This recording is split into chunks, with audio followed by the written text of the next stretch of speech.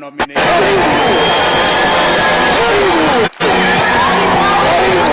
I have a speech.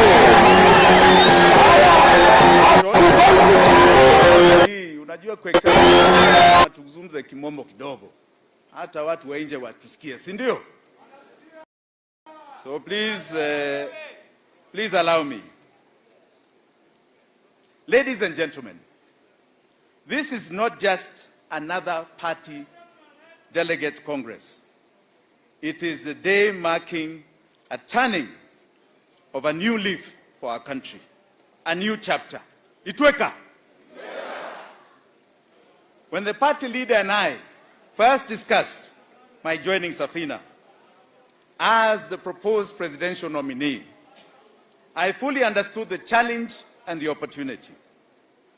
You bestowed upon me a responsibility and duty, not just as our resilient Safina party, but more critically, on behalf of millions of great Kenyans.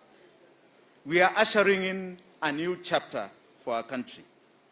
I accept this task with deep obligation, unshakable resolve, and complete dedication, all the while being aware of its burdens and decisive importance. Together, we will build a firm foundation. Our goal is very clear.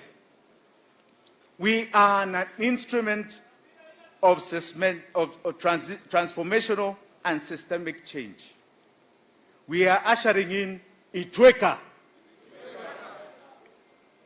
a break from the old order of personalities, positions, and unmitigated greed for power. It is our resolve to give our country a different leadership, to cement a progressive, irreversible gains in our governance and institutional arrangements. The system must be to ensure no one is left behind. Every Kenyan, every community, every corner of this country must enjoy the fruits of our individual and collective sweat. We must have total victory. I repeat, we must have the 99% of Kenyans have total victory August 9th, 2022. Itweka.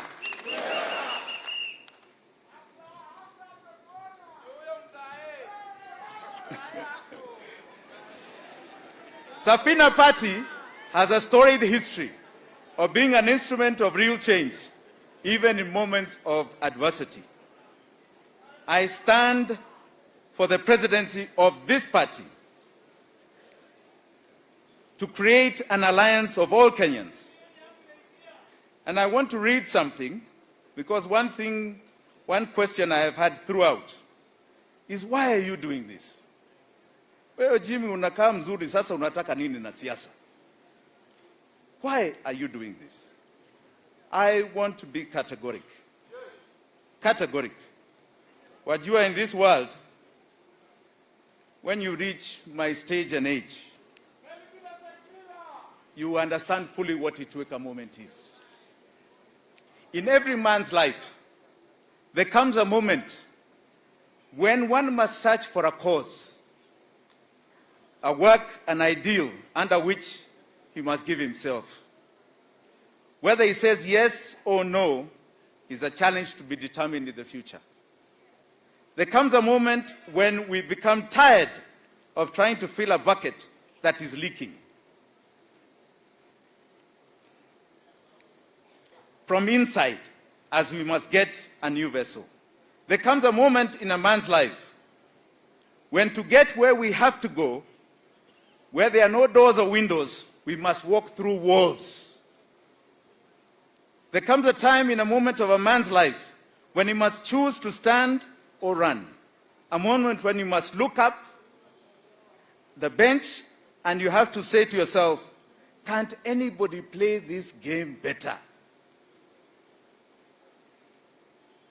And you realize that you must be the one.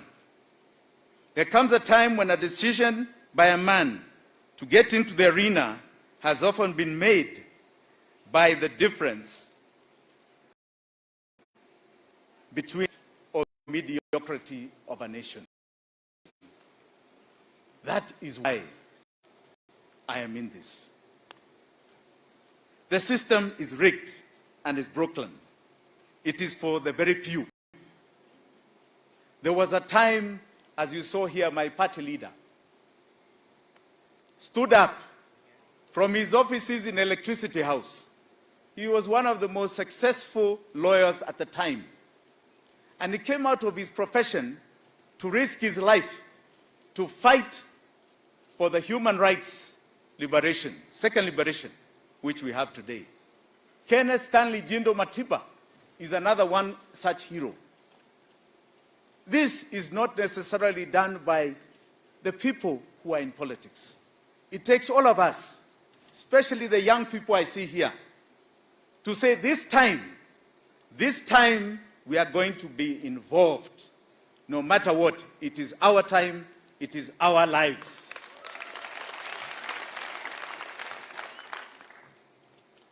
Kenya is a country of firsts. We waged an armed struggle against the British colonialism, grabbing our country. We won. Itweka. We fought single-party dictatorship. We won. Itweka. We fought in peacetime for a new progressive constitution that secured the rights and dignity of every mwananchi in this country. We won. Itweka. Our courts, which have been in the forefront of ensuring those rights in that constitution are upheld, protecting the constitution, had a landmark ruling in 2017, where they nullified a presidential election, a first on this continent. We won. Itweka. We also have, for the young women here, kama mumesahau, the first Black African Nobel Peace Prize winner, Wangari Maathai. We won. Itweka. But Kenya is at a peril. Despite all these national milestones, repeated government failures have brought the country to its knees. At independence, we inherited a very dangerous virus, kama hii corona.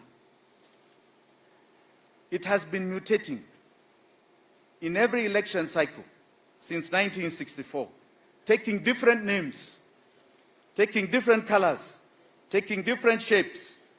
The second generation of the original virus is positioning itself to mutate into a third variant. Virusi. It is another 60 years of slavery and deprivation in the making. Hatari iko mbele yetu. Our concerns must be with the future generations. The world is changing. What platform are we giving them? The old order must die. It must be wiped out. We must end transactional politics. Itweka. Our country has been mortgaged to crippling debt. Economic activity, incomes, opportunities for our young people. Our young people have lost purpose. They cannot see their future. Kweli ama si kweli? Kweli ama si kweli?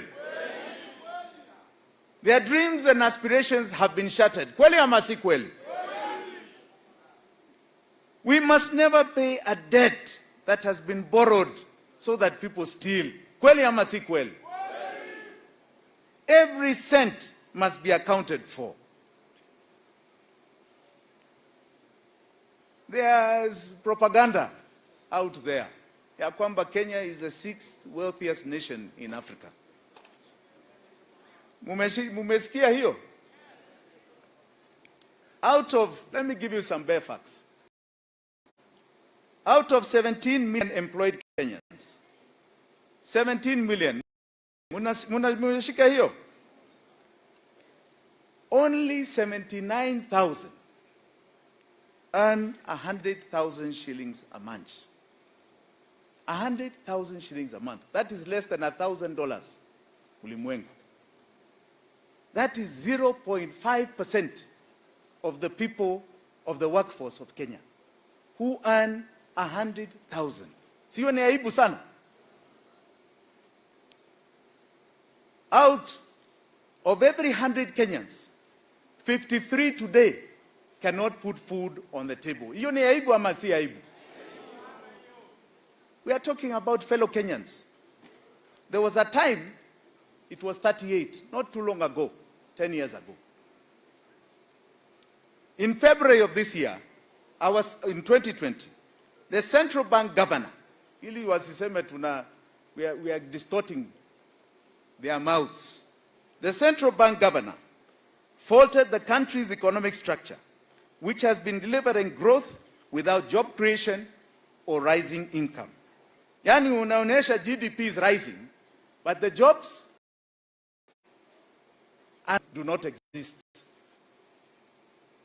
In 2020, the national census data puts unemployment rate at 39%. Yani, in figures, 5.4 million people do not have jobs.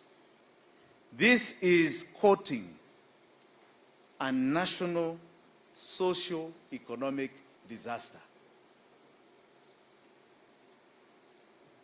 Kenyans talk about corruption. It is not corruption. This is called state capture.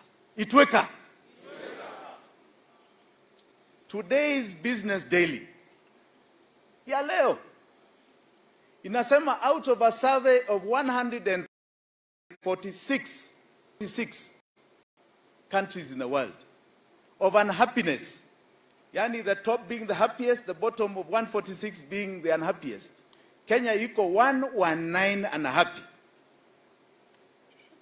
Mumejaribu. 119 unhappy. Kwa nini? The biggest single reason is corruption. Corruption. State capture. The state has been taken over by economic washindwe.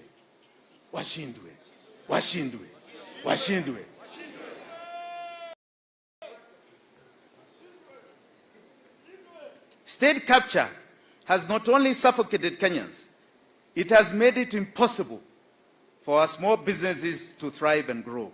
It has captured and stolen our health, our education, our livelihoods, our social security. It is parasitic, predatory, virus, virusi. It is cruel. It has no heart. It has no human face. We have suffered the chain of governments and leaders who are oppressive, who do not care, and have exercised very poor judgment. Kenya now is at a pivotal moment. With a unity of purpose, redefined in its economic and political landscape, this is the defining moment. The country is now in need of bold, visionary, caring leadership. Caring leadership. Itweka. Itweka. Itweka. Itweka. The problems we face are the product of 60 years of political governance failures. In the African culture, Itweka, kwa sababu ni ya mjui nini. Itweka is a revolutionary call to change leadership from one generation to another. When life has become unbearable, see, it's unbearable. From an old leadership to fresh leadership. From old ways to new ways. Na si kubembeleza, najua revolution si ya kubembeleza. We have had a national decline of our nation. The tools of yesterday cannot meet the needs of today and tomorrow. This national decline, rather than national greatness, has spoiled this God-blessed nation. We need a breath of fresh air, of progress and determined dedication in our motherland. We are in the midst of a historic transitional moment. We must chart this radical course. This is beyond business as usual era. It is a moment of bold, forward-thinking leadership. A time to say no more. A time to say resilience, innovation, competitiveness must meet the needs of this nation. That should be the cornerstone of our leadership. Economic security is national security. We must, and we have a decisive obligation to ensure economic inequalities are breached. Social mobility must be breached. There is no point of having a country of 1% billionaires and 99% poor people. Kuna maana? Haina haja hata kidogo. Look at our SMEs. We are going to partner with the private sector to develop a conducive environment for industrial growth and investments in manufacturing. We are going to break down the cost of doing business, improve productivity, and reduce the regulatory demand that stifles the growth of SMEs. Ati unaambiwa, you need 1,000 licenses to start your business. This will be record-breaking. In a record-breaking period, will attract new productive investments. A lot of this we'll talk more when we come to manifesto. In agriculture, I want to just explain a little bit here about the disparities. In agriculture, agriculture contributes 34% of what we produce in this nation, GDP. Lakini ni vizuri mjue, kwa hela to the exchequer, it is only contributing 2%. 2%. Over a third of our, what we, only 2% is going to the exchequer. In contrast, manufacturing contributes 8% of GDP. Imeshuka chini. Imeshuka chini. In 2012, it was 17.5%. And contributes 17.5% of revenue. Umeshika hiyo figures. Wana Deputy President, najua huku kwenu ni majani chai. Na majani chai na chaka mjue, si mnajua ketepa? Si mnajua ketepa? Ketepa, if you go to where the Deputy President comes from, and Isaac Ruto here, Mheshimiwa, you will see the farmers, women and young people especially, picking tea all day, hata kukiwa na mvua. Hiyo ketepa chai goes through a little process in a factory hapa Kenya. Lakini what you don't know ni ya kwamba hiyo chai inaenda Ulaya. Inaenda Ulaya. Inaenda Dubai. From Dubai, it comes back in a tea bag ambao nyinyi mnanunua hapa. Na imetoka hapa. Ketepa tea that you drink, none of it is manufactured here. That is how sad this story is. Very sad. Cheap and reliable energy must be a key driver for economic productivity and competitiveness. We guarantee energy supply, green energy, competitively priced, economically friendly, and meeting a basic requirement for competitive economy. Our energy security will be focused on 4 objectives: secure, plentiful, diverse energy supply, robust, reliable infrastructure, competitive and stable energy pricing. We will aggressively pursue opportunities presented by the global decarbonization agenda, including green hydrogen and its derivatives. An efficient and effective system is vital for this economy, and let us get this right. Unajua kuna watu ambao they like to show, kuna showbiz mingi hapa. But I'll just give one small example. We are all in Nairobi here. There are two reasons why Nairobi is plagued with traffic. Big traffic problems. Moja ni serikali iko ndani katikati ya mji wa Nairobi. So government services, everybody comes in. The second ni transit, matatus. Ukitaka kutoka hapa Bomas kwenda Embakasi, must go to the center of town, unabadilisha matatu, unashika ingine. Hapo ni kweli ama si kweli? That congestion causes that traffic. Instead of building a highway in the middle of the city, all we are going to do simply in hivi is do ring roads. Si mnajua ring roads? Ukiwa hapa, ukitaka kwenda Embakasi, you don't need to go to town, unaenda tu. Ukitaka Westlands, iko upande huu. Ring roads solve traffic problems. In China, there's a place called Shanghai. Umeshasikia huku? Huku Shanghai iko na watu 18 million. Hakunanga jam. 18 million. Jam ya saa 3 asubuhi na saa 6 usiku is the same. Kama kazi yako iko 15 minutes away, it is 15 minutes away saa 3 asubuhi ama saa 6 usiku. Umeshika hiyo? Life is the same throughout the day. 18 million people. Sisi ni watu wachache hapa, 4 million. Si tunaweza? Itweka.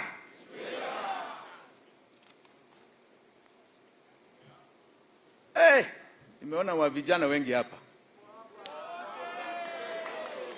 Sasa hii mambo ya bundles na digital na sijui nini.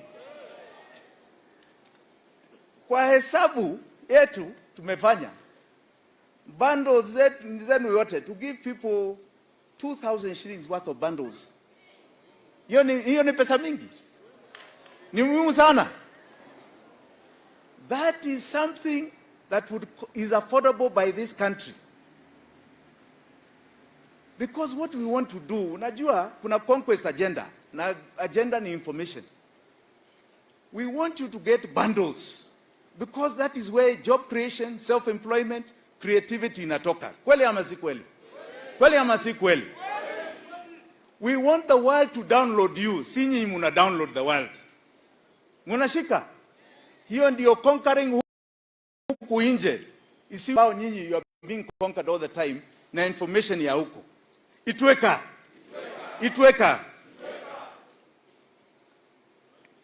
Hii kitu ni very long. I don't know why they made it so long here. I think I'll give my speech.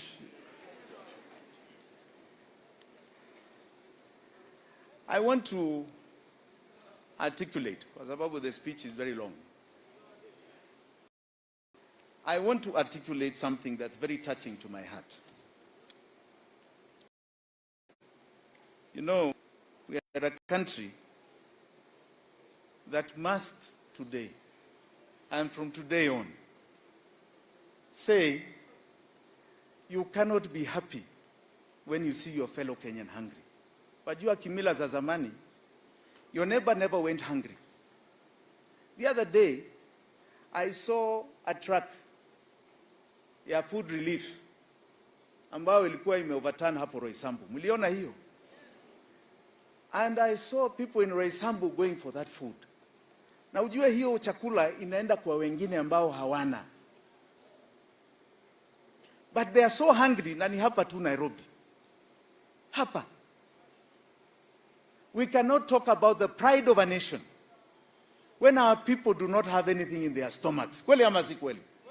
We cannot. Indira Gandhi in India said the pride of India will only be returned when there's nothing like famine, when there's nothing like a hungry Indian person. And when she did her green revolution in India, today husikii muhindi ambao ana njaa, unamsikia? You cannot even imagine. Those were world headlines just about 30, 40 years ago. Now, the population of that country, not even the landmass of Africa, the population of India is 1.3 billion. Na kuna mtu anaenda usiku nyumbani kilala na njaa. Wapigie makofi wale.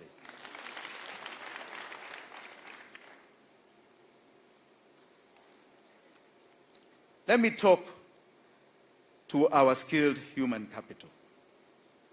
This is a globalized world. We must think locally. We must think globally and act locally. We have the potential of transforming all our young people's lives. Our education system is one of the highest on this continent. We must bridge the gap between learning outcomes and future challenges. We must recognize this is a rapidly changing world. We cannot have children sitting on stones and dilapidated classes anymore. Itweka. Itweka. To the youth and women of this country, I want to talk to you with my heart. Gender parity and youth inclusion is a fundamental principle of sound governance, fairness, and equity. We will advance gender equity, women empowerment as part of our broader commitment to inclusive economic growth. There's a fair chance for everybody to have their share of our national cake. You are the young people, 76% of the population of this country. Itweka! Itweka!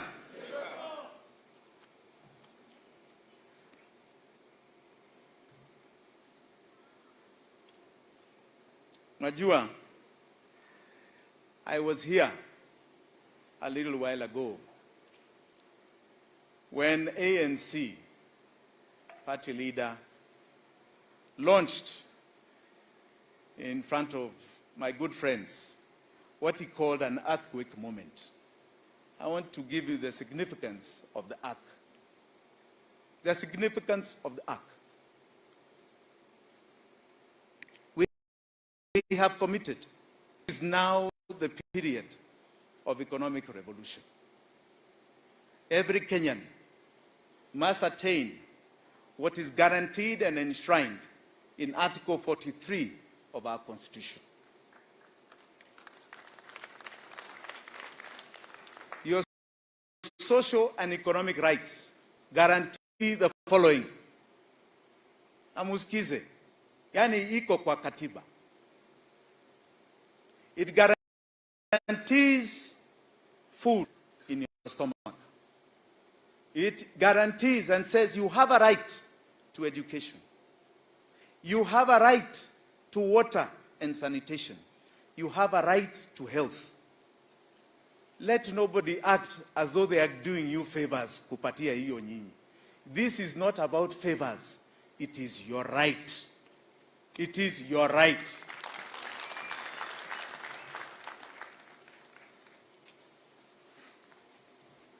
Noah's Ark came at an interesting period in biblical history.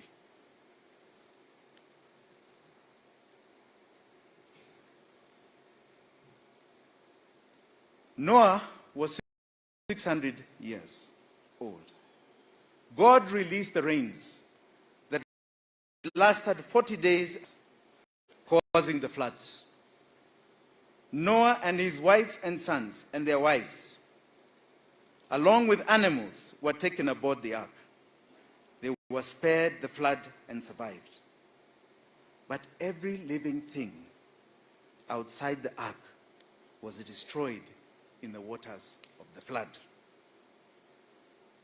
The flood symbolizes the turbulent times and challenges a country is experiencing due to greedy and selfish decisions of leaders who lack vision for the future of their country. These decisions have led to the current state of our wonderful nation, characterized by high debt, joblessness, and the high cost of living. These floods ushered in a reset in the world. You heard my good friend Musalia Mudavadi say earthquake, earthquake. What comes after an earthquake? Tsunami, tsunami. What comes with a tsunami? Floods, floods, floods. Na nani ataokoa inchi out of floods? Safina, Safina, Safina.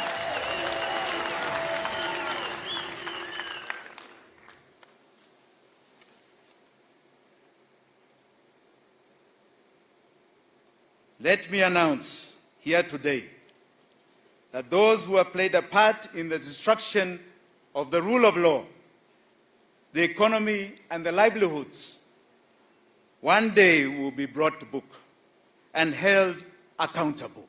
Itweka, Itweka. We can no longer stand by and watch passively. The contract that has failed and collapsed. As stewards of the people, our leaders have abused the responsibility vested in them at the expense of the citizens. And they are trying to find their way back. A new social contract and covenant must be established for the people of Kenya to move forward to greatness. I conclude. As Safina, this is our social contract and mine. We are committed to renew the social contract for the people of Kenya. Itweka. We will rebuild trust and social cohesion, a break from the past. Itweka. We commit to strengthen governance and accountability for the sake of present and future generations. Itweka. We commit to take the time to rebuild our country after the flood of corruption and inequity. Itweka. We will undertake to ensure that each and every Kenyan exercises their right to live a decent and dignified life as enshrined in Article 43 of our Constitution. Itweka, Itweka, Itweka. Asanteni sana.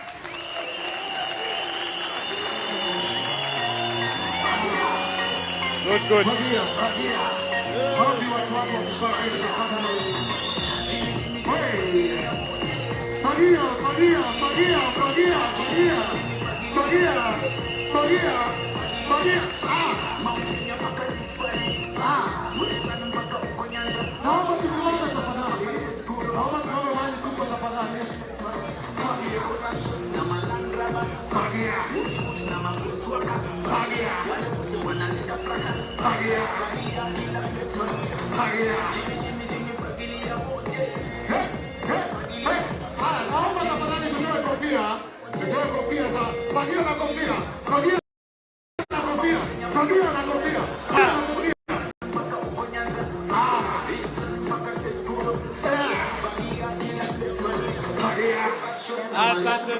Safina,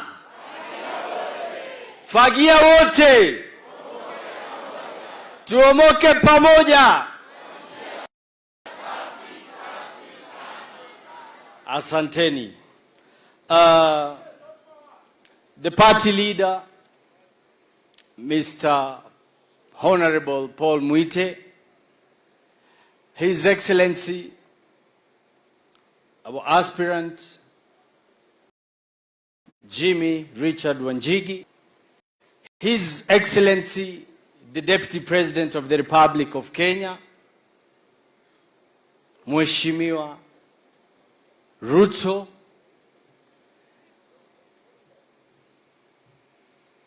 on my right, Her Excellency Nzisa Wanjigi, former chairman and the initiator of Council of Governors and also the party leader of Chama cha Mashinani, Honorable Isaac Ruto, Mheshimiwa Gachagua, the MP of Mathira constituency, Mheshimiwa Oscar Sudi from Kapseret, Mheshimiwa Didmas Baraza from Kimilili, Mheshimiwa Kimani Ichung'wah, Member of Parliament Kikuyu, Mheshimiwa Kate Waruguru, Member of Parliament Laikipia, the Chairman, the Secretary General of Safina Party, and all the dignitaries. Hamjambo. Pamoja with the beautiful delegates and the beautiful Kenyans in the house. Hamjambo. Now I take this opportunity to welcome you and tell you that the journey to change has begun. It is said that change is inevitable. And if you cannot change, change will change you. So I want to take this opportunity to recognize also the leaders, the delegates from all the regions. Maybe we will just wave. We have leaders from the coastal region and people from coastal region here, the delegates. Asante. We have upper and lower eastern. Wako kwa nyumba. Asante. We have northeastern Kenya. Wako kwa nyumba. Nawaona. We have Mount Kenya, the people of Mount Kenya. Asante, nawaona. We have the great people of Nairobi, Nairobi County. Asante, tunaona. We have Western and Nyanza. Asante, asante, asante. Okay. Yangu yatakuwa machache. First, I will invite the leaders present. I'm sorry, I forgot to recognize the nominated Senator, Isaac Mwaura, is also in the house. Apigiwe makofi. And because of that, we will go quick because of time. I will invite, we will start with Isaac Mwaura to speak on behalf of the senators in the house. Karibu Mheshimiwa, just a quick word with the people.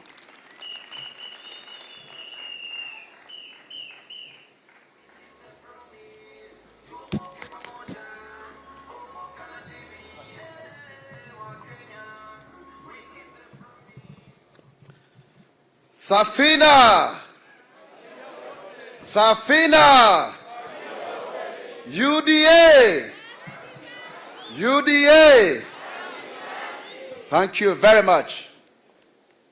The party leader, the presidential candidate of Safina Party, the Honorable J.W. Jim Wanjigi, the Deputy President of the Republic of Kenya, William Samoei Ruto, the party leader and mentor, Paul Kibugi Mwite, all protocols observed. I am very delighted to stand before you here today because this is very momentous.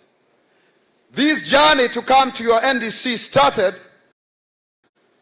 through a tweet that a Kenyan thought that Jimmy Wanjigi should have learned from Isaac Mwaura and others who are chased away from our former political party. And I followed the thread, and we ended up meeting with Jimmy at the NDC of UDA. We struck a chord, so much so that We left each other yesterday at 1:30 a.m. as he was preparing for this NDC. A very important note as well is Safina party leader Paul Kibugi Mwite, who served for 20 good years as a member of parliament for Kabete. A man who was born out of the 6 young Turks, and he fought his way to liberate Kenya in the second liberation of this country. Let's clap for him. I met him for the first time in 2007 at a meeting at Silver Springs where Wamagata, you were present. And His Excellency, the Deputy President, then was sent by ODM to represent the party or the movement as we were clamoring for minimal reforms before the general election that were coming. I stand here today as quite unlikely the first person with albinism to be both a member of parliament in the National Assembly and the Senate. This has come as a result of the struggle by Safina, a party that actually fought and ensured its then Secretary General, Richard Leakey, actually went into parliament on a wheelchair. The head of public service, Paul Mwite, as chairman, nominated Josephine Senior, the first blind woman to become a member of parliament. Safina is a very inclusive political party. It is out of fighting for the constitution that the position of those with disabilities and marginalized groups was entrenched, and that is how I got nominated in the National Assembly and now in the Senate. Safina has paid the price for the liberation of the most people who do not have the voice. But be that as it may, today is actually Itweka. Itweka! Itweka! I, Isaac Moora, a son of a single woman, decided to speak against the idea that only people from certain families can be president of the Republic of Kenya. You cannot have a Kenyatta, an Odinga, a Moi, and that like that. Even you can be president of the Republic of Kenya. It is possible. So Jimmy Wanjigi, your dreams are valid. As a result, just like Paul Mwite and others did, we are the new left. I paid the price. I was in court for 10 good months. I had 7 court cases. I appeared in court over 30 times. I was dismissed, chased out of parliament like a dog on 7th of March. They sent DCI to me and drones to my house. They had a gang of 10 people to finish me. And eventually, they put a travel ban against me. Just simply because of saying a son of a lowly person can rise to become the president of the Republic of Kenya. Those who did so, the handshake brothers, I forgive you. I forgive you. But the fusion of the monopoly of government and the fusion of the monopoly of opposition cannot deter Kenya from the liberation of economic emancipation. Today we stand here today and we are very glad because we have William Samoei Arap Ruto, a man who rose from obscurity as a chicken seller, a God-fearing man, to become the deputy president of the Republic of Kenya. His candidature emboldens all of us seated here today that we too count in this republic. Jimmy Wanjigi, welcome to the Hustler Nation. Let's march together. We need your connectivity. We need your organization skills so that we can win 50 plus 1, if not 70%. You have a room. And I know that at some point you'll sit down with the deputy president and also agree to support him because he's the one on the lead. And I believe Safina will fall through just like Paul Mwite said.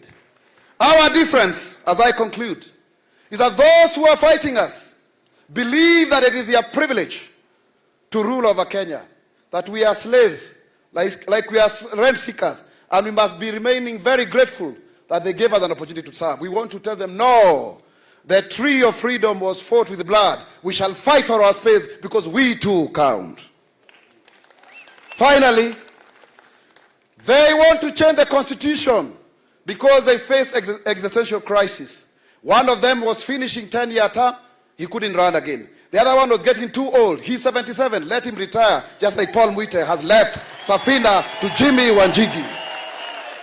They stand for the constitutional change we stand for economic liberation. They are looking for power. We are looking for empowerment. They talk about trickle down. We are looking for bottom up so that we can empower our people. Let's join together, Safina, UDA, and all like-minded, because the strength of the pack is a wolf, and the strength of the wolf is a pack. I thank you. Makofi kwa mheshimiwa. Asante, asante. Next, I'll want to invite the Member of Parliament of Madira constituency, Honorable Rigathi Gachagua. Karibu.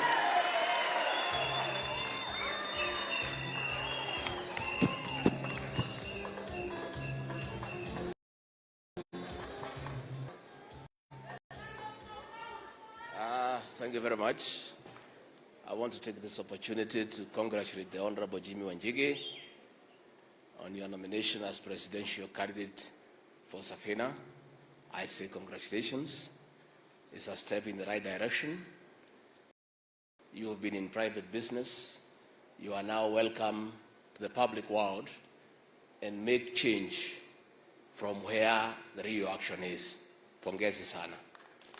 I want to say that we in the UDA and Safina, we have a point of convergence in that all of us are saying the priority for this country is economic liberation. And therefore, we form a strong team, and I'm sure along the way we'll get some convergence so that we look at numbers. Because at the end of it all, on the 9th of August this year, the numbers will make a decisive action in this country, and we begin the journey for economic liberation. And we want to say, Jimmy Wanjigi and Safina, we have a job to do with all of us in UDA to liberate this country from state capture. The economy of this country is down. All businesses are shutting down. Nobody is making profit. It's only businesses run by one family that are thriving. And this cannot be. We must Kenya from state capture. We are looking at a situation where the milk industry, through state capture, there was a deliberate scheme to monopolize that industry, where the owners of that industry from one family set the prices for milk from the farmers, and they also set the prices of how much to give the consumers. And as a result, you exploit both the farmer and the consumer. This must be brought to an end. And this country is steering at family capture.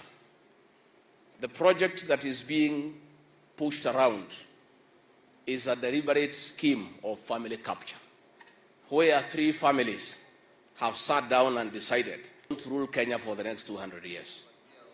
And we have the Kenyatas, the Jaramogis, and the Mois. And these 3 families have been sitting down and saying, despite the fact that the presidency of Mwai Kibaki was the most celebrated in terms of economic empowerment, in terms of empowering the Kenyan people, those 3 families are saying that the Kibaki presidency was indeed a mistake. What should have happened is that the 3 families should continue exchanging.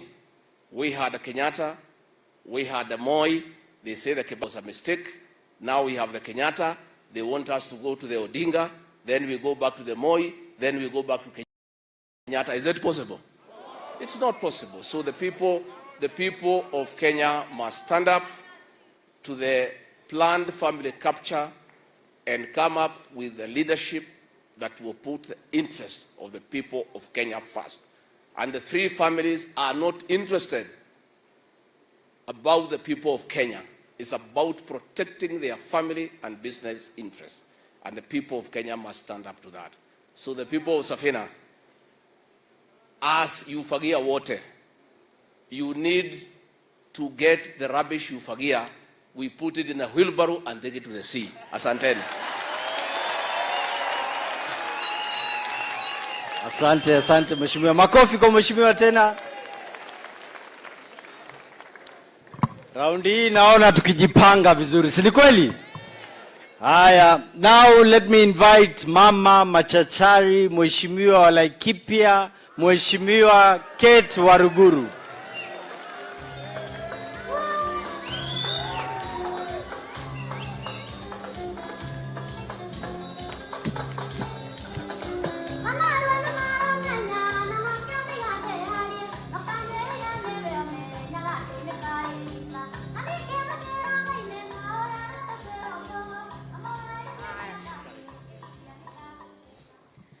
Your Excellency, my good friend Jimmy Wajigi, Mheshimiwa Paul Moiti, Senior Counsel, President of the Republic of Kenya, Your Excellency William Samoei Ruto, Delegates, hamjambo. Hamjambo tena. Allow me to take it up from the Honorable Rigathi Gachagua to congratulate the Honorable Jimmy Wanjigi on your appointment today. We are gathered at this dome today because we believe in your ideologies. Safina Party, you have been very vocal from the very day you've started in the ODM party, fighting for the third liberation of the Republic of Kenya. Allow me to join you today, standing here and speaking on behalf of millions of young men around the Republic of Kenya. You both and the Deputy President, that we Kenyan youth, we are damn tired ya kubebwa ufara katika serikali ambayo tuko nayo. Allow me to join you in this conversation. Our forefathers fought off Mzungu. They fought for our land. They fought for education. They fought for healthcare. And we had the likes of the Honorable Paul Moiti fighting for multi-partyism, fighting for 2010 constitution. And the biggest question I ask myself today, I, Kate Waruguru, and many young men below the age of 40, what are we going to stand for in the liberation, the next liberation, in the current crisis as far as economic revolution is concerned? Allow me, ladies and gentlemen, to invite you into this conversation. This is non-partisan. This involves every young man regardless of the political party that you are affiliated to. We are in a Fuliza nation. We are in a country where majority of our young men do not have jobs, both formally and informally. And we are saying that it is our time. We are the majority. We and our women and our mothers. We are saying there is no change for us without us. We must table. And the conversation as it goes, we are saying, we women, we young men, what do you have for us this afternoon? The Honorable Jimmy Wajigi and the Deputy President of the Republic of Kenya in the UDA party. Inviting all of us to walk into this journey with our heads high. We fight for our space. Majority of our young mothers who do not have jobs, who do not have vibarua, mama fua, boda boda, mama boga, hata wale wanarandaranda kule kwa mitaa. Tunasema serikali ni yetu sasa. Na wakati wa kusema hatubebewi akili ni sasa. Wakati wa kusema tumepewa mwelekeo ya kutosha. Tulikuwa kule Sagana 3, tukasikia tumeambiwa safari ndio hii, barabara ndio ile. Mimi nitamaliza kwa kusema hivi. Jimmy Wajigi, you are very right. From the time Mzungu left this land, we have had the Odingas, we have had the Kenyatas, and we have had the Mois. When are we going to get a chance to get one of us as the President of the Republic of Kenya? When we talk in this conversation, we do not mean that we want people to be poor so that we can celebrate you. We are saying, come as you are. If you have a heart to help, you have a heart to serve, you have a heart for change. And that is why we are saying, if it is time for liberation, then we must join in. Bring like-minded people together. The same way today we have Jimmy Wajigi, we have William Samoei Ruto, and we have other great Kenyans gathered here, and we are saying saying it is Itweka moment. Thank you very much. Asante Mheshimiwa. And because of time, I'll invite back our presidential candidate, His Excellency Jimmy Richard Wanjigi, so that he can invite the other dignitaries. Karibu Mheshimiwa.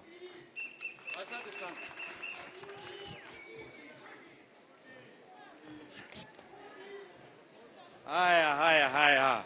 Itweka.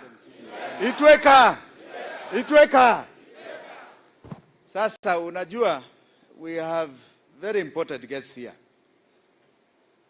And we are competing guests. My fellow competitor, William Samoei Ruto, had the courage, had the heart to come and say, I'm going to grace the occasion of his fellow competitor, Jimmy Wanjigi. He has done us a great turn. Kuna wengine ambao tulialika lakini wakasema, if everybody is coming like this, maybe we all can come. But this shows you the spirit of democracy in Kenya. There is enough space for all of us. We don't have to fight. We don't have to be kicked out of Kasarani. We don't. We can compete and we can shake hands as brothers and sisters of this nation. I want you all to be upstanding, to welcome, and please remember, he is the Deputy President of the Republic of Kenya. Tunamheshimu.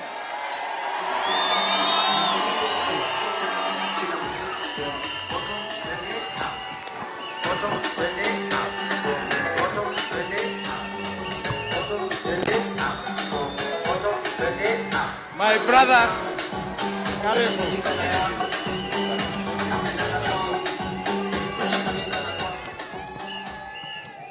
Asante sana. Safina hoye. Safina hoye. Asanteni sana. Tafadhali ketini chini. My brother Jimmy Wanjigi and the Safina fraternity, I am here this afternoon to share with you this very important moment when you unveil this great Kenyan to compete in the next general election. Congratulations for the honor Safina has given to you by giving you their ticket to compete in the next general election. Pongezi sana. And welcome to the competition. Competition brings the best out of all of us. And my coming here this afternoon is out of the realization that by competing, the best gets the opportunity to give us the way into the future. We have had challenges in the past of competitors who do not believe in democracy. But as I witnessed this occasion this afternoon, I can confirm that Safina, having made huge contribution to the democratic space in our country, you have a candidate that believes in democracy. I take the opportunity this afternoon to congratulate Safina as a party, because you leave a trail of democratic gains in our country. Our democratic space would not be what it is were it not for men and women who belong to this party, who purposefully made huge sacrifices so that Kenya can be truly democratic. To Safina Party, pongezi sana. Congratulations. Let me say two things, one about Jimmy and one about your party leader. Your party leader, Paul Muite, when I was first elected in 1997, and I came to Parliament, I was 31 then, and I met Paul Muite in Parliament. And I remember a fundamental lesson Paul Muite taught me. He told me, young man, I see you are very enthusiastic about supporting your party.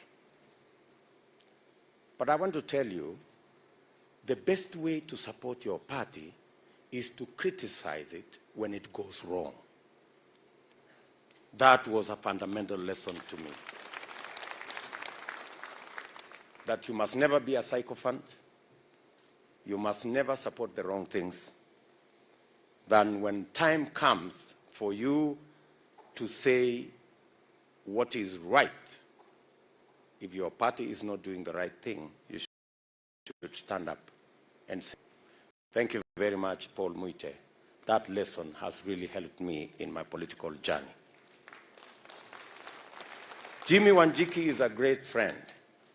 I have worked with him. He has done many things for me and for our team. You remember when when we were in the UDA and NDC, I did disclose that President Uhuru Kenyatta and I, when we decided that we want to re-engineer the politics of our nation by walking away from what was standard, that this community cannot work with this community because of this reason and that reason. The only third person that was in that meeting was Jimmy Wanjiki.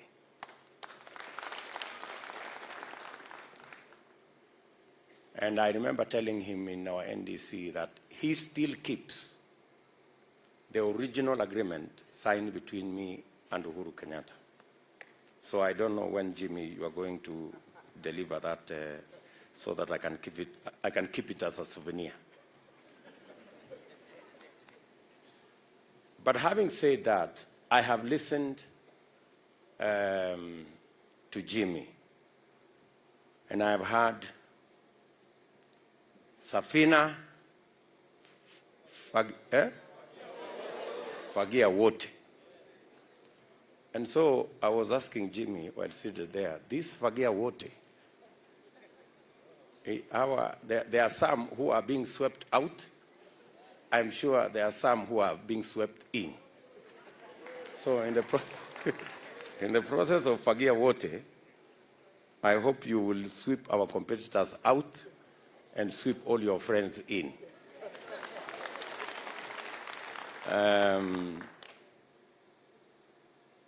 Let me say just a few things. I have listened to by Jimmy Wanjiki, and one statement struck me, and that statement is about personalities versus the people. That is the statement that struck me.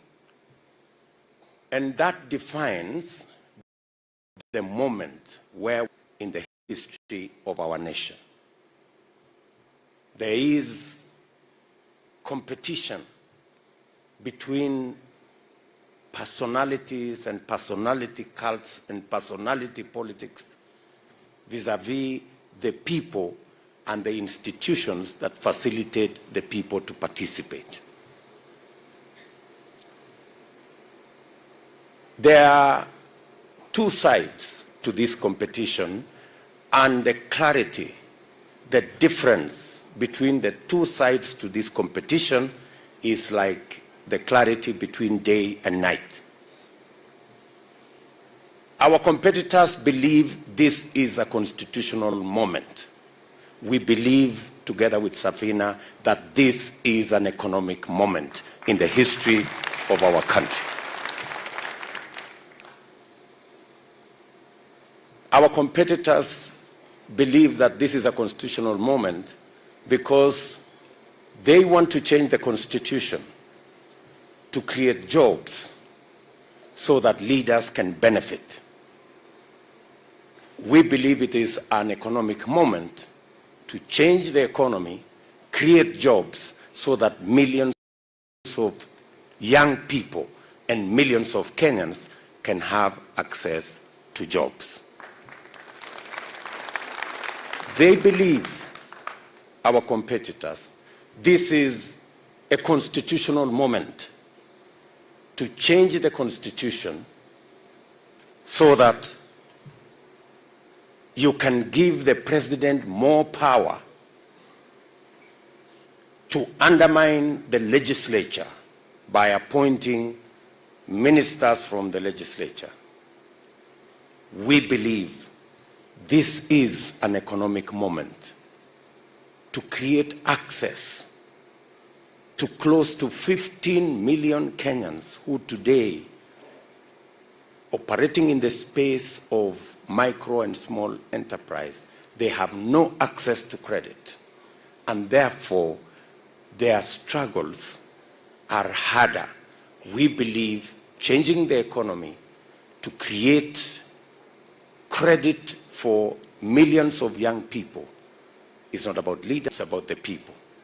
They want to create an opportunity to benefit leaders, benefit members of parliament who already have jobs to be appointed to be ministers. The dichotomy is as clear as day is night. They are looking for jobs for MPs. We are looking for credit for ordinary people, the ones at the bottom of the pyramid. They believe this is an economic moment to create an ombudsman so that we can undermine the independence of the judiciary, which is the language of rulers and despots and dictators. We believe this is a moment, an economic moment, to create economic freedom so that every citizen can operate in a space that respects the rule of law. Good people, they believe and they have facilitated the corruption of the political system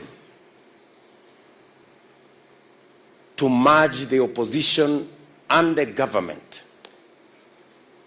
creating an unaccountable system that promotes conflict of interest, that promotes state capture, that promotes corruption, and that benefits only the corrupt.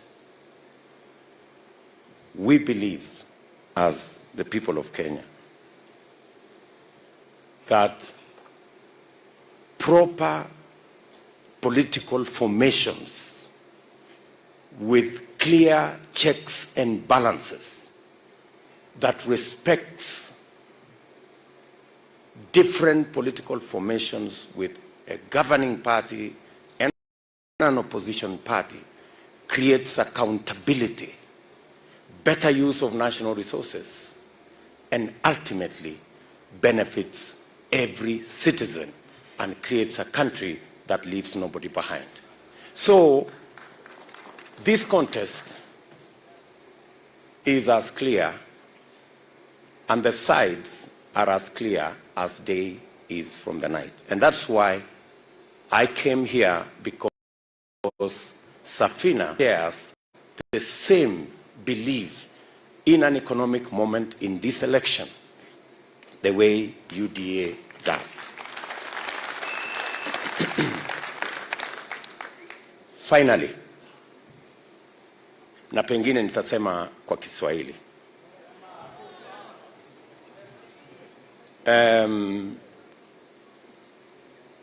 Tulijenga serikali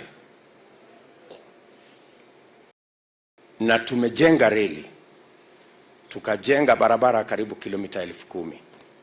tukaunganisha stima watu 8.5 kufikia sasa, tukatengeneza technical base, sasa tumefikisha 150 Kenya.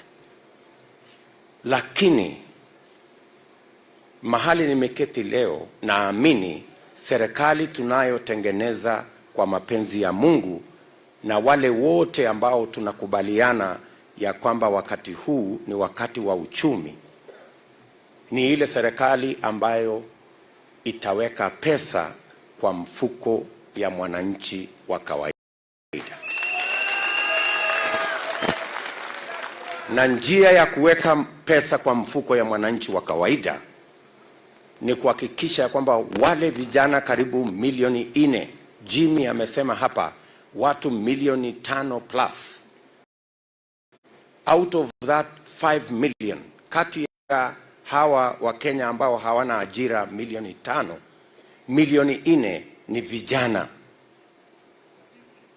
Na njia ya kuweka pesa kwa mfuko ya hawa vijana ni kuwapangia ajira. Na ndio tumesema kupitia kwa kubadilisha uchumi, tunapanga kuweka pesa katika sekta ya housing, manufacturing, value addition, agro processing, ili tuhakikisha kwamba vijana wanapata ajira, tuweke pesa katika mifuko yao, wajisimamie, wasimamie familia zao na wajenge taifa letu. It doesn't matter how much you change the constitution. Until you have a program to create jobs, you will never change this country. Tunasema ya kwamba njia ya kuweka pesa kwa mfuko ya mwananchi ni kuhakikisha ya kwamba kila biashara ya wale walio chini, micro and small enterprises, ambazo zina account for 80% ya wafanyabiashara wote Kenya, ambao leo wanaangaishwa na Fuliza na wanaangaishwa na Mashailok, tuwe na credit system ambayo itawawezesha badala ya kulipa 10% per day vile wanafanya saa hizi, walipe 10% per year kama makampuni zingine zote. Na kama inawezekana, kwa sababu wao ni biashara ndogo ndogo, vile ya kuhakikisha kwamba wanalipa less than 5% per day, na bila ya kuwauliza mambo ya security, mambo mengine, because there is always a way where you can create security without the security that we all know of title deeds and other things. So I share this moment with Safina, and I want to ask the membership of this great party to work with us. As the party leader has said, we will work together going into the future, because we share in the vision of our country going into the future. This is not my day. This was the day of Safina and the day of my brother Jimmy Wanjigi. My good brother Jimmy, I wish you well in your journey. I have seen you leave your good office. I traversed this country. I have seen you during the good times. I have seen you during the bad times. And I am confident that you are made of good metal. Pongezi sana, my brother Jim. You are a comrade walking together into the future. Asanteni sana, and God bless you.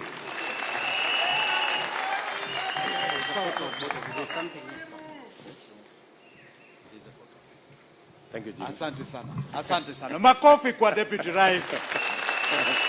Makofi.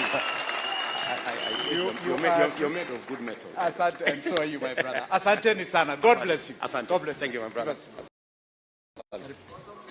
Coffee.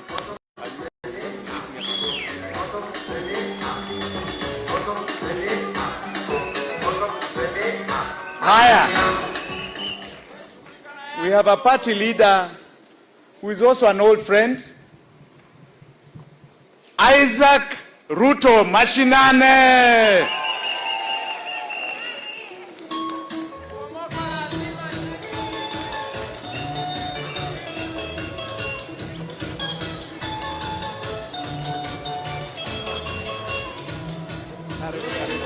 Makofi kwa Isaac, makofi, makofi, makofi.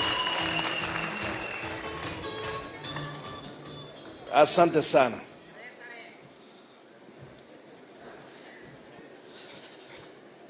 Your Excellency, the Deputy President of the Republic of Kenya, Your Excellency Jimmy Wanjiki, my good friend,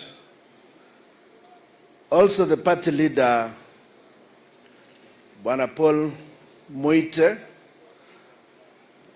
a veteran fighter for the rights of Kenyans, pamoja na wana Safina, hamjambo. Hamjambo tena. You know, in mashinani we say tunataka pesa itiririke mashinani. We share the same socio-economic policies na mrengo wa Kenya Kwanza together with Safina. We believe that this country requires a shift, that we can no longer continue to have a few and the rest living in squalor. We cannot continue to allow the older generation to live on the future of the younger generation. It's quite unfortunate that we continue to borrow and squander on your future earnings. We have continued as a country also to continue to discriminate the young generation, to continue to discriminate other Kenyans, and plan our country only for the rich. We only talk about the big industry. We only talk about the employed group. No one talks about the 70% or so of Kenyans who are living outside the formal economy. We join you, Bwana Wanjiki, and other like-minded Kenyans in moving this country towards a better way of managing resources. As Mashinani, we believe we need to devolve more and more, because all Kenyans, wherever they live, must continue to share in the national cake. I want to thank my brother Paul Muite for supporting us as Council of Governors in the first 5 difficult years of devolution. Bwana Muite stood with us, and the judiciary also delivered on major rulings to ensure that devolution was anchored both in law and in practice. I thank you very much, Bwana Muite, and your brothers, fellow lawyers who assisted us. It's a little bit awkward speaking after the Deputy President has spoken, because I know why I should shorten the speech. I'm aware of his itinerary, and I'm not going to speak long. I only want to associate Chama cha Mashinani with the fight for a better Kenya and for inclusivity in the Kenyan economy, and in ensuring that multi-party democracy flourish in our country. And I want to pay homage also to the clerics of the 90s who fought for multi-party democracy, and in particular Reverend Timothy Njoya. Because of their struggle, we are now living in a free country where various presidential contenders can meet together and share their vision and move together to compete without creating any friction. Thank you very much, and God bless you.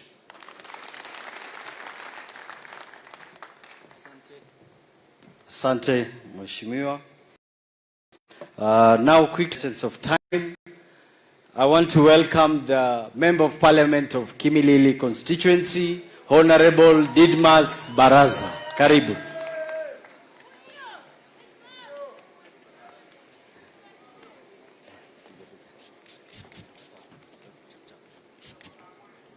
Thank you very much, my good friend. All protocols observed. I also want to take this opportunity to welcome Jimmy Wanjigi to this exclusive club of presidential candidates.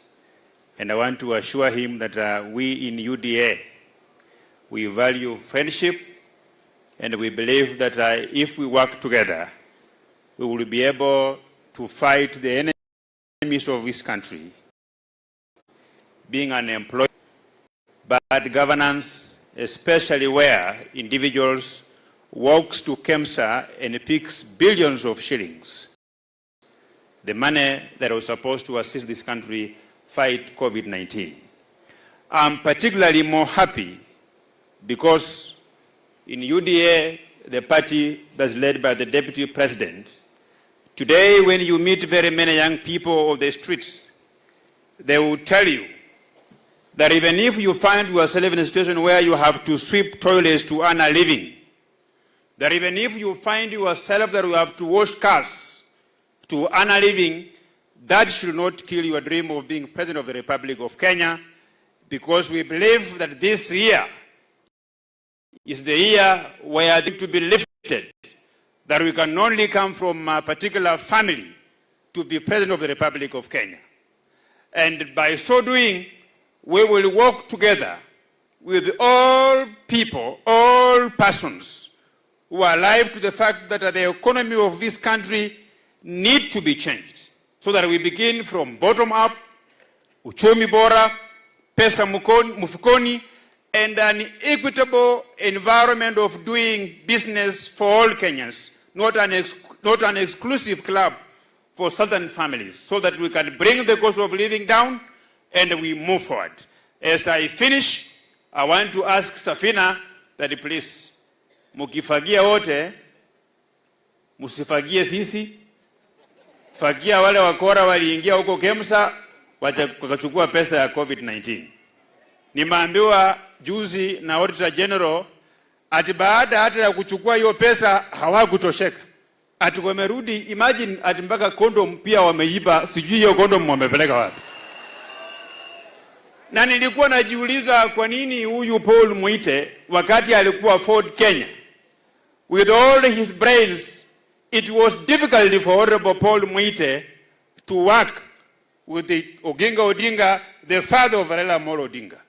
Honorable Paul Muite, hata kama ulijaribu ukawachia hapo ukaunda Safina yako, sisi bado tunapambana kupeleka kijana ya yule mzee to permanent retirement tarehe 9. Aenda kae huko, tutamsaidia kama ni neti ya kufua samaki, kwa sababu kazi ni kazi, aenda afue samaki. Mungu awabariki sana. Asante, twende haraka. Okay, next, I want to invite the Honorable Member of Parliament of Kikuyu constituency, Honorable Kimani Ichung'wah. Karibu.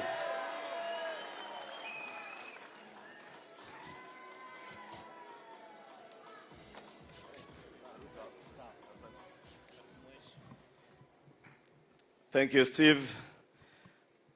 Your Excellency, the Deputy President, the party leader Safina, who is my predecessor as my Member of Parliament, the Honorable Paul Muite, and the Safina presidential candidates, my friend and brother Jimmy Wanjigi, Safina delegates, hamjambo. Asanteni sana. I feel honored to stand before this gathering today and address you briefly, because this is a party, I think, whose roots, as Paul Muite would agree with me and Wamagata, I think this party, the roots is Kikuyu constituency, where Paul Muite came from as Member of Parliament. But it has grown to be a party that has proved itself over time.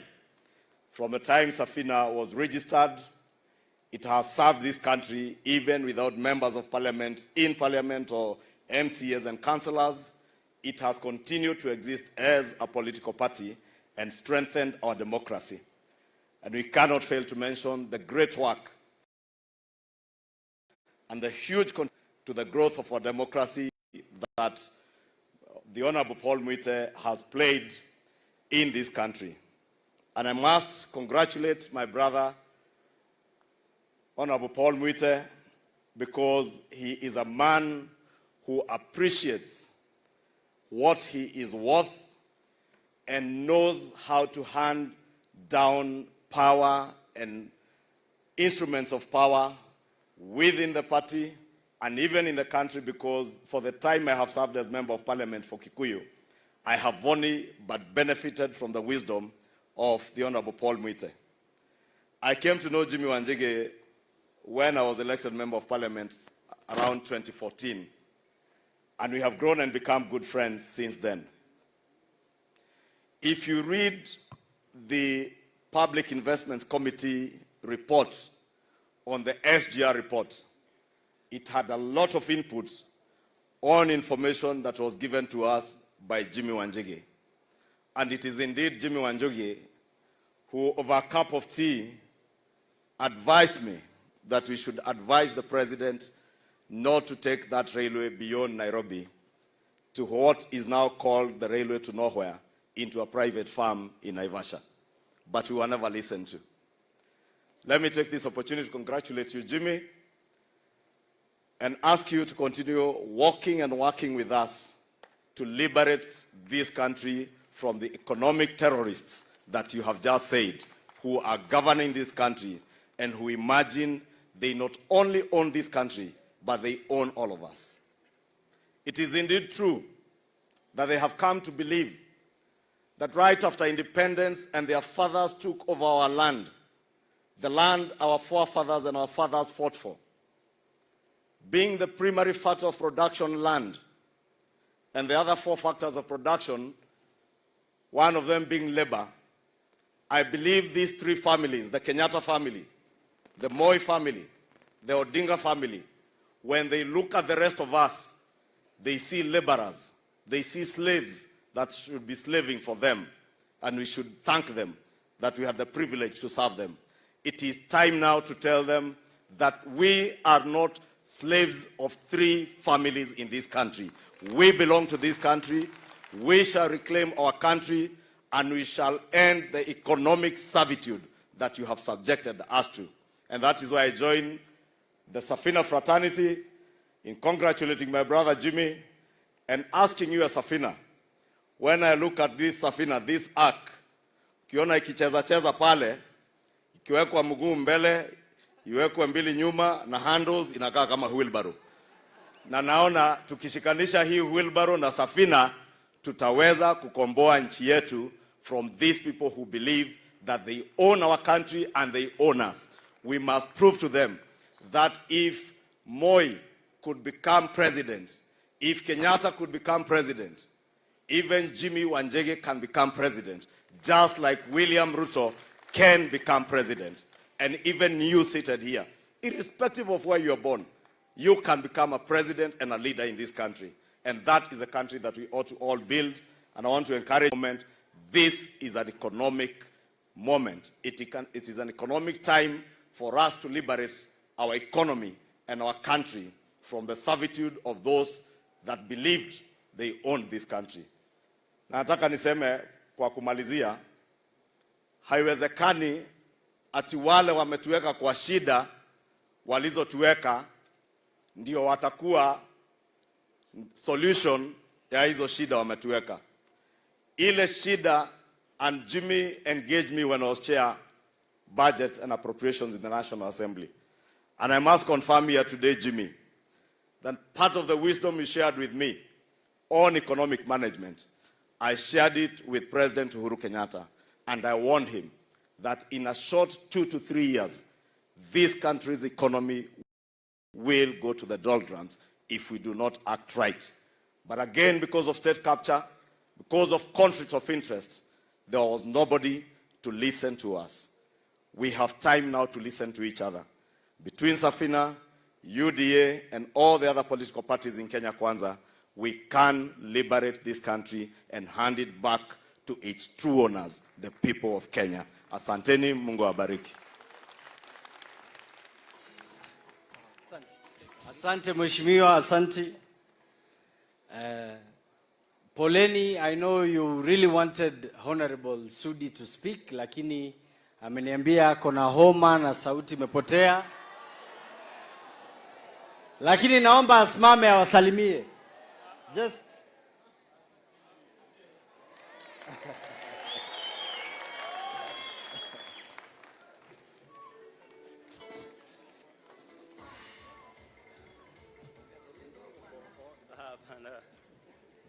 Wana Safina oye.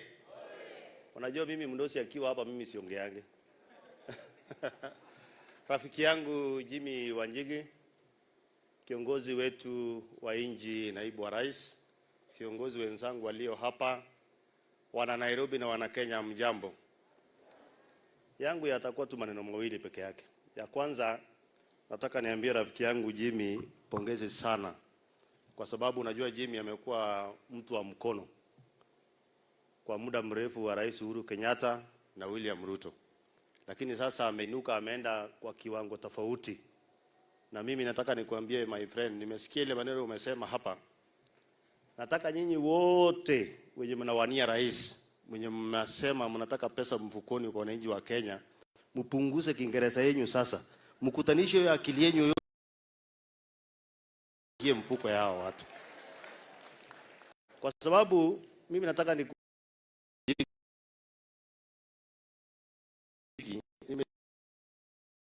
wakati huwa tunapanga mambo mengi, uko na akili ya kutosha. Hao wananchi wako hapa, hata wenye wameketi hapa peke yake, kuna wengi wao hawajui watoto wao wataenda shule vipi. Kuna wengi wao hata hawajui chakula ya leo wakipata ya kesho watapata wapi. Hii ndio mimi nataka niwaambie. Kitu ya kwanza, tunataka mtoto wa Mkenya, wa Oscar Sudi, wa Jimmy Wanjigi, wao wamekaa hapa na Wakenya wale wengine waende shule kwanza yenye inafanana. Ya pili, tunataka inji yenye kila mtu anaenda hospitali atibiwe arudi nyumbani. Tunataka inji ukifika nyumbani unauliza tukule nini leo, sio ukitoka asubuhi ujui watoto wanakula nini. Na hiyo ndio nasema mpunguze hii Kiingereza yenu sasa yote, muhakikishe wananchi wamepata pesa mfukoni. Mwenyezi Mungu awabariki sana. Haya, mmemsikia? Mmefurahi? Haya, na mimi pia niseme kidogo, si ndio? Mimi pia ni mwanasia, lakini mtaniruhusu. You know, His Excellency the Deputy President and His Excellency our candidate Jimmy Richard Wanjigi, it is not only you who has decided to go into active politics as a businessman. There are so many Kenyans today who have understood that being in the business community